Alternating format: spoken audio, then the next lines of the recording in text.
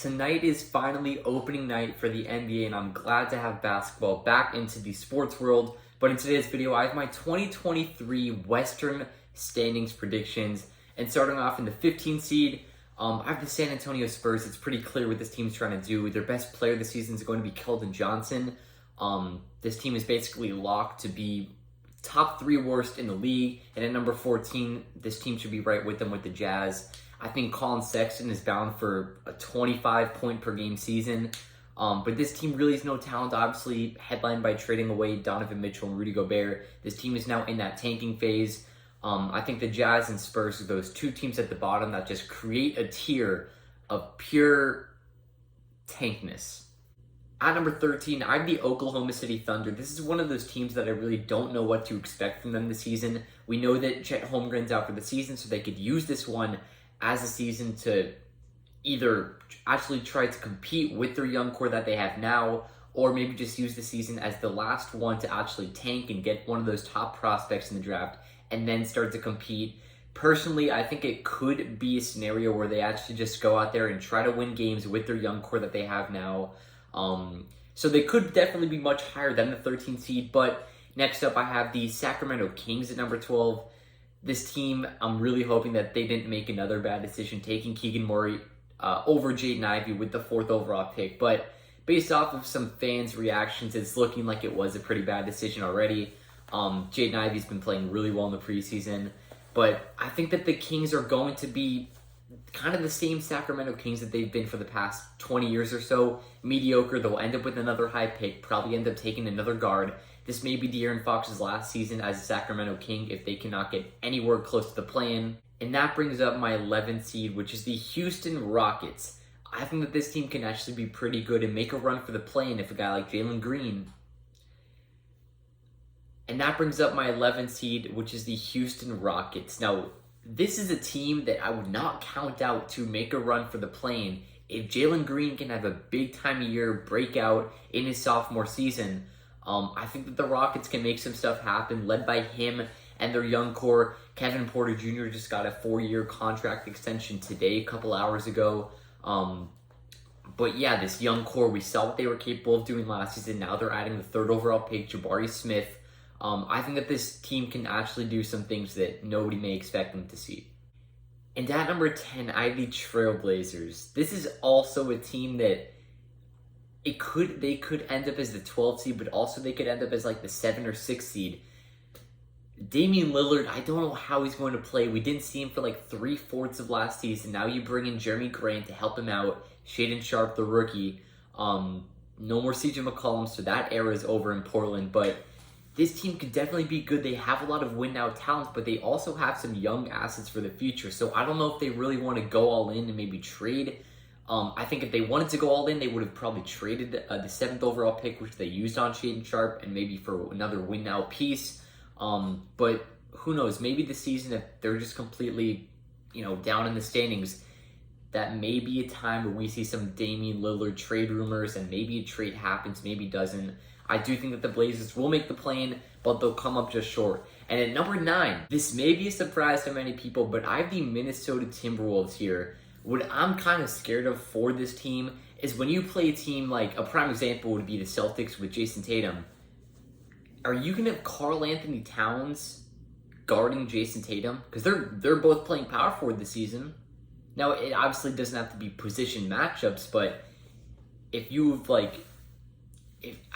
Karl Anthony Towns guarding a guy like Jason Tatum or Jaylen Brown,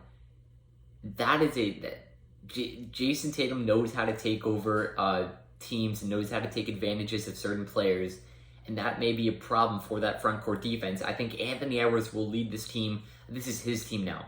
This is Ant's team to take over. I think that he can lead them to a play-in appearance. Maybe they kind of surprise me and get into the playoffs. If they become the 8th seed or 7th seed and get into the playoffs, I don't want to hear like I underrated them or stuff like that. I do think they're going to be really close, but I do think eventually in the play-in they will miss out. Number 8 seed, now getting into the actual playoff teams, I have the New Orleans Pelicans. I'm actually really excited to watch this team. They took the Suns to 6 games after surprising everybody in the play-in and making the playoffs, playing the 1-seeded Phoenix Suns. They took them to 6 games in the first round, and that was all without their best player, Zion Williamson. And now he's back. He seems fully healthy. We saw in the preseason, he looks really nice. Dyson Daniels is probably my favorite prospect from the 2022 draft. CJ McCollum, Brandon Ingram now have chemistry with the team. I think that this team can be good, but just because of the West being really stacked this season, it's going to be hard to see this team getting high into the seedings. And at number 7, this is where I have the Los Angeles Lakers. Again, you can see people put them as high as the 4 seed, but you can also see people just put them as low as like the 12 seed. And that to me is pretty crazy, having them below like 9 seed. It's recency bias that a lot of people have. But I do think that the Lakers will be improved. Don't think that they're going to be, a home court advantage team when it comes to the playoffs, but I do think that they'll get into that position in the postseason. I think LeBron is going to have a nice season. I think Anthony Davis is not really going to stay healthy. I think if he can be a top 15, top 10 player in this league. Russell Westbrook, we know what he's capable of. He's been looking nice in preseason so far. Lakers fans are rejoicing. But there's obviously been some traction within that team with Russell Westbrook, a potential trade. We don't really know what's going on, but I do think that the Lakers will be back into the playoffs this season. And then number 6, I have the Memphis Grizzlies.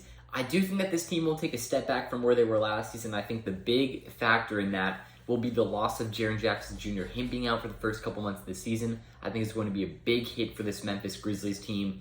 Yes, Ja Morant is going to do what he does best and lead this team back into the playoffs, but I think this is going to be a heavily overrated team.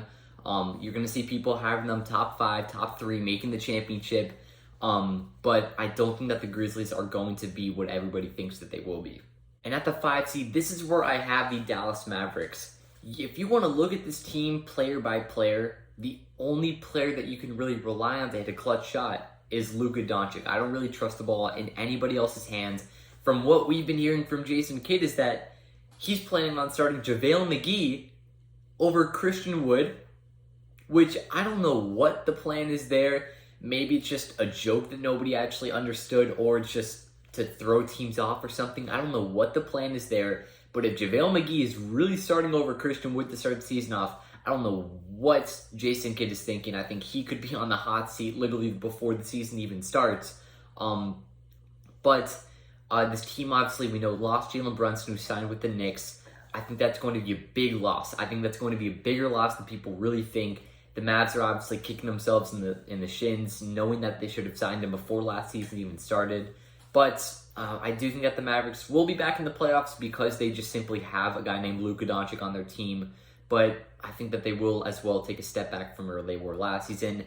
And so will the 4 seed, which I have the Suns here. The top three teams in the West to me are just a full tier higher than everybody else's. Jay Crowder's looking to be traded, but the season literally starts in a couple hours and he's yet to be traded. Unless the trade happened within the next 12 hours from when I'm recording this. But it looks like Cam Johnson will start at the 4 for them. DeAndre Ayton, though, that is a whole nother story. He has not apparently even talked to Monty Williams the whole entire offseason. So we'll see what that really turns into. But I do think that the Suns will be kind of back into the position that they were last season. Maybe not the 1 seed or the Western Conference Finals, but high up in the West and making the playoffs is where they will be. Devin Booker is still young. Chris Paul, we'll see what he does. Maybe this is a season where he actually regresses. But I do think that he'll be mostly the same guy that he is, being the playmaker. And now the top 3 teams in the West, like I said, a whole nother tier. And starting off with the 3 seed, this is where I have the Denver Nuggets. I may have a full other video coming on this team and how I think that they could really be championship contenders this season. We know what Nikola Jokic is capable of, winning back-to-back MVPs. Jamal Murray's back. A lot of people are kind of blowing past that. But Jamal Murray was not even on this team, and the Nuggets were still able to, they took the Warriors to 5 games, but they made it into the playoffs as like the 6th seed. Without 2 of the 3 best players, you get Michael Porter Jr. back, who was on a really bad slump to start last season. Then had the back surgery. He was out for the year. Now he's back. I think that he will be better than ever. Like I said, Jamal Murray, Michael Porter Jr., and Nikola Jokic are one of the league's best trios. And people aren't even ready for how this team is going to play this season. I'm ready for the Nuggets to be. I'm already on the hype train for the Nuggets. I think that they can make the championship. I think that they can go as far as anybody else in the league can. Moving on to the 2 seed, this is where I have the Moving on to the 2 seed, I have the Clippers here. I think this team is going to be great this season. You get Kawhi Leonard back. You made it to the play-in last season without him, which I know was kind of less than people really expected, but still, you add some more pieces. You made the trade for Norman Powell and Robert Covington last season. You bring in a guy like John Wall, who's going to be the backup point guard, but I think will still be an effective bench piece for them. And obviously, Paul George was the guy that carried their team last season, but now you have that dynamic duo in PG and Kawhi back. I think that this team will be back on top of the West and can definitely make a run into the playoffs. And at 1 seed, I think we all know who it is. It's the Golden State Warriors. This team brought their whole squad back. Just re-signed Andrew Wiggins to an extension as well as Jordan Poole a couple days ago. Draymond Green, hopefully that they can just put that whole entire situation aside for this season. And then maybe next offseason get back to it for some drama. But they just won the championship. They didn't really lose many core pieces other than like Otto Porter and JTA, which isn't much. I think this team will be right back where they were last season. Doesn't mean winning the championship, but I think we're still high up in that Western Conference rankings, and going deep into the playoffs is where this team will end up. But that'll wrap up the Western predictions for this season. Awards is probably going to be coming out later tonight or potentially tomorrow, but I'm just glad that we get the NBA back. Either way, that'll wrap up. Hope you guys enjoyed. See you in the next one. Have a great day. Peace.